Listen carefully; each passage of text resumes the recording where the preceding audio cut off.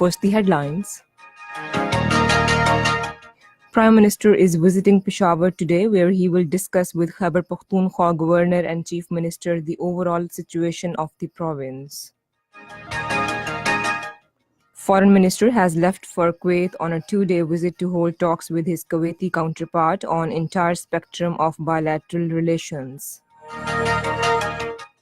At the United Nations, Pakistan has called for coherent collaboration at national and international levels to prevent illicit financial flows. In occupied Kashmir, Indian troops in their fresh act of state terrorism martyred two Kashmiri youth in Pulwama today. And now the news in detail. Prime Minister Imran Khan is visiting Peshawar today. Khyber Pakhtunkhwa Governor Shah Farman and Chief Minister Mahmood Khan will hold meetings with the Prime Minister and discuss overall situation of the province. Provincial cabinet members will also call on the Prime Minister. During the visit, the Prime Minister will participate in a fundraising ceremony for Shaukat Khanum Hospital, Peshawar. Foreign Minister Shah Mahmood Qureshi has left for Kuwait on a two-day visit. During his stay, the Foreign Minister will hold talks with his Kuwaiti counterpart on the entire spectrum of bilateral relations, including matters pertaining to visa. Talking to media persons before his departure, Shah Mahmood Qureshi said he is carrying a special letter of Prime Minister Imran Khan for the Emir of Kuwait. He expressed the confidence that his visit will help further strengthen relations between Pakistan and Kuwait. At the United Nations, Pakistan has called for more coherent collaboration at national and international levels to prevent and counter illicit financial flows. The call was made by Pakistan's permanent representative to the world body, Maliha Lodhi, while speaking at a high-level meeting on growing problem of illicit financial flows that adversely affect economic progress, especially in the developing countries. Maliha Lodhi said Pakistan's firm resolve against corrupt practices calls for a more proactive role by its partners in line with international legal instruments, including the UN Convention Against Corruption. She said estimates of Pakistan's stolen financial resources stashed abroad run into millions of dollars, for which the government seeks international cooperation to complement its intensified domestic efforts.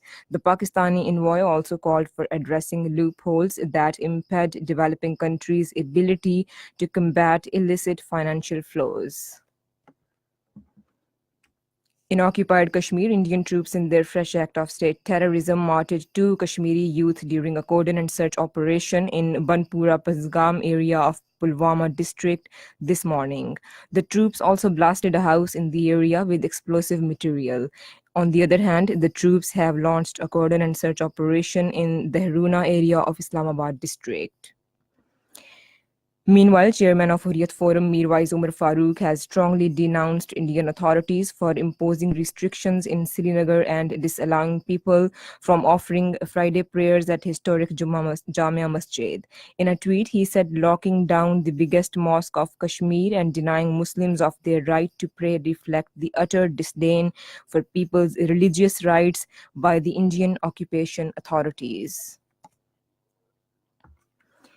The U.S. Special Representative for Afghanistan Reconciliation, Zalmay Khalilzad, has said a peace process that delivers a political settlement in Afghanistan is priority of the United States. In a tweet, he said Afghan people want peace as well as continuation of the democratic process. Zalmay Khalilzad said preparations for a credible presidential election must go forward. 18 presidential candidates are running in the upcoming elections scheduled for September this year. North Korea has moved the United Nations to deal with the illegal seizure of its cargo ship by the United States. In a letter to the UN Secretary General Antonio Guterres, Pyongyang called for urgent measures and claimed that Washington infringed its sovereignty and violated UN charters. North Korea demanded the return of the vessel without delay.